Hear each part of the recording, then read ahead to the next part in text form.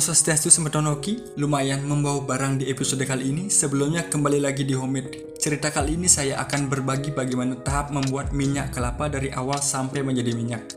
Metodenya gampang-gampang sulit sih untuk prosesnya. Kita langsung masuk ke tahap pertama, kita parut kelapa terlebih di tahap kedua. Karena di tahap pertama pasti membuka atau mengupas kulit dari kelapa. Masa iya kita parut beserta kulit-kulitnya? Masa iya kita biarin? Kan bodoh ya. Yang menyampaikan yang bodoh ya, bukan kalian, bukan Semedon Hoki. Kan enggak perlu detail ya, karena Semedon Hoki pasti sudah tahu. Masa iya diajarin kok panjang jadinya puki. Dari jenis kelapanya sendiri yang saya gunakan ialah kelapa ganja coklat kopior. Adapun juga jenis kelapa yang lain diantaranya ada kelapa ganja salak, ganja kuning Bali, ganja hijau kopior, ganja antok Kebumen, ganja pandan wangi, dan beberapa jenis lainnya. Rasakan, radu, nikmati. Kembali fokus.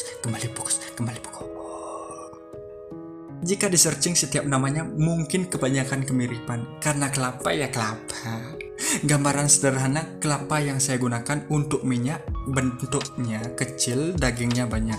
Dan kembali lagi ke kulit kelapa yang dibahas sebelumnya. Hanya kulit yang keras saja dihilangkan, dan jika menemukan kulit lagi itu sudah bisa langsung diparut.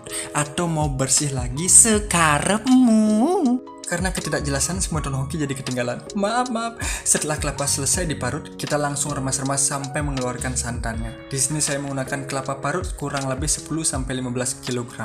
Untuk tahapnya dalam meremas parutan kelapa tentunya dengan kuantiti yang banyak, bisa dengan cara menuangkan air biasa pada porsi yang cukup agar bisa memaksimalkan santan yang keluar. Karena dari proses santan tersebut akan menghasilkan minyak. Sangat-sangat memerlukan tenaga ekstra sewaktu kelapa parut diperas, apalagi dalam jumlah yang besar, bukan lumayan lagi tenaga yang keluar. Saya sharing teknik ini agar lebih original prosesnya. Pang patuh cara odah-odah pidan, mengolah apapun kebanyakan manual. Jika di-compare dulu dan sekarang, mungkin jika diambil dari kesimpulannya, efek jangka panjang yang diberikan semuanya ada plus minusnya, sebab tergantung dari sudut masing-masing melihat dan memaknai nama sebuah proses. Jika diperhatikan langkah demi langkahnya yang kebanyakan biasa menghargai karya diri maupun orang lain, biasanya seorang yang belajar dalam proses, bukan sebaliknya. Dan tentu patut bersyukur leluhur terdahulu meninggalkan pilihan hidup maupun proses ini.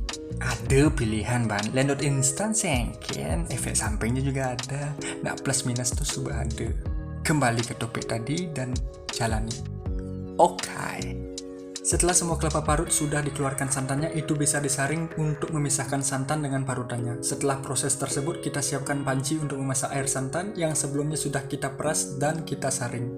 Tahap pertama yang saya suka dalam sepanjang prosesnya menyaring atau memisahkan ampas santan yang naik ke permukaan ketika air santan mendidih. Dalam bahasa kerennya skim and scum, artinya proses yang biasa kita menggunakan ladle atau sendok panjang cekung yang diperuntukkan untuk memisahkan minyak atau ampas-ampas yang mengumpal di atas permukaan.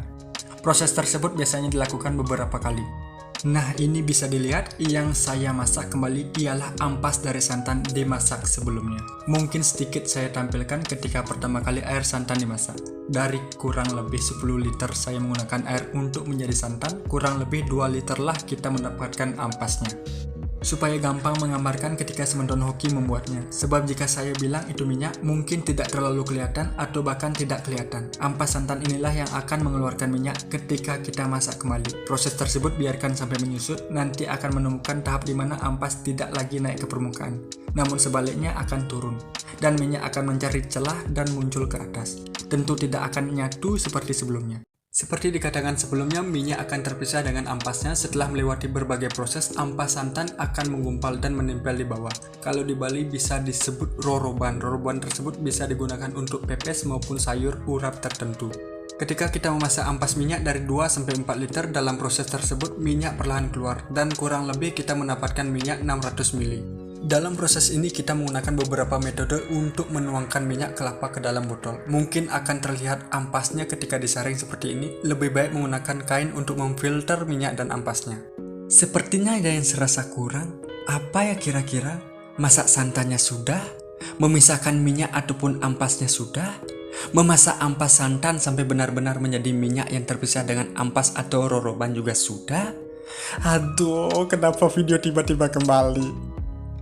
Oh iya, ternyata jangan masuk botol dulu, itu baru 95%. Minyak tersebut kita masak kembali dengan api sedang. Sesekali kita aduk agar minyak tidak hangus. Kenapa kita masak lagi? Dikarenakan minyak yang baru disaring dari ampas atau roroban tersebut masih mengandung air. Maka dari itu kita masak untuk finishing. Sebelum menyaring minyak kelapa ke dalam botol, pastikan betul-betul dingin. Aromanya bro and sis, ladies and gentlemen, siswa and siswi, harumnya sampai rumah tetangga. Sekian cerita kali ini saya bagikan. Maaf jika masih banyak kekurangan dan semoga ada manfaat yang bisa diambil. Jangan lupa like, comment, share, subscribe. Semangat bertemu di episode selanjutnya. Ciao.